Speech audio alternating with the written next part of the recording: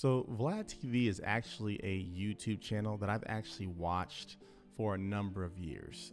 He started out more as a DJ or a mixtape DJ, and I never really followed him back then. But over time, he kind of created this YouTube channel where it was more he was interviewing kind of different up and coming rappers or different up and coming artists, and they kind of were able to tell their story through his platform. And sometimes I remember in the beginning it was more kind of, I don't want to say trashy, but it was not a very high quality of interviews, or the content wasn't very high quality.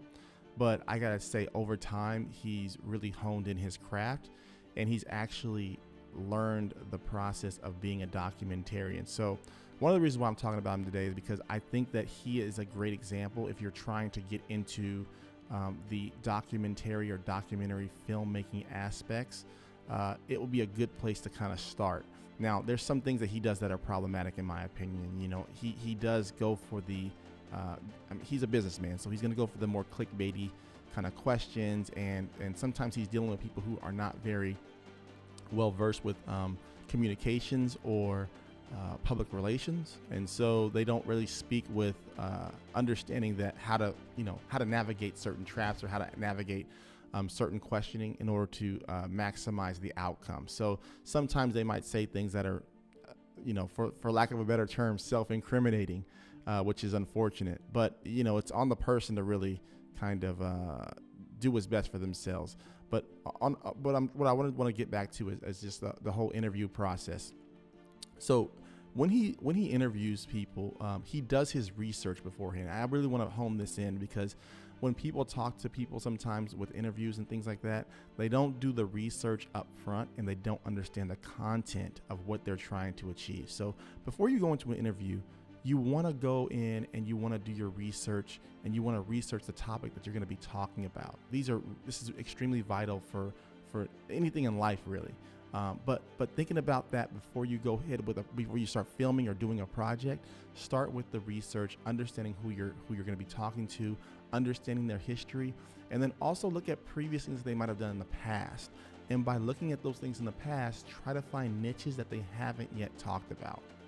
A lot of time when you talk to people or meet up with people, it's extremely boring when they talk about the same thing over and over and over again. So trying to find some type of niche, if you can be extremely valuable.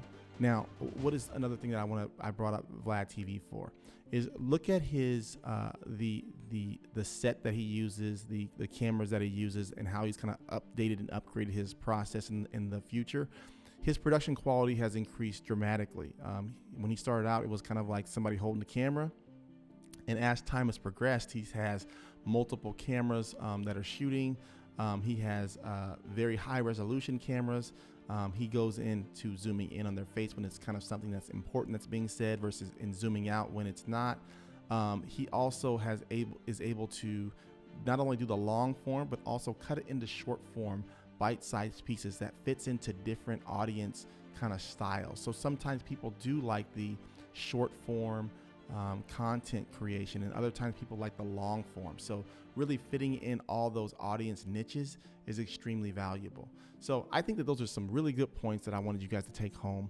I want you guys to maybe take a look at some of what he does and just use that as a tool in order to see how you interview people and how to get that content from people. He actually does some interviews on people who are not necessarily in hip hop anymore, which I think have been extremely valuable. And he's able to carve out a niche of, people who were never able to tell their stories because they never really had a platform, and he actually highlights those stories. Now, he in highlighting these stories, it's for better or for worse. If the people don't necessarily know how to control what they're saying, then sometimes the content comes out and they don't necessarily mean to say what they don't necessarily are not saying what they technically mean, but that's what they said. So take it with a grain of salt. And also another thing that I think is extremely valuable is the long-term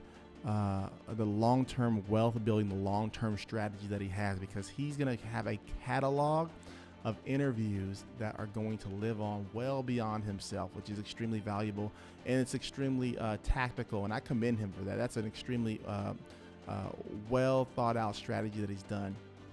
And even in the strategy part of how I think that it's working out very well for him is that he's interviewing people before they pass away, and he has this content that no one else can ever get again, and it's always going to be his.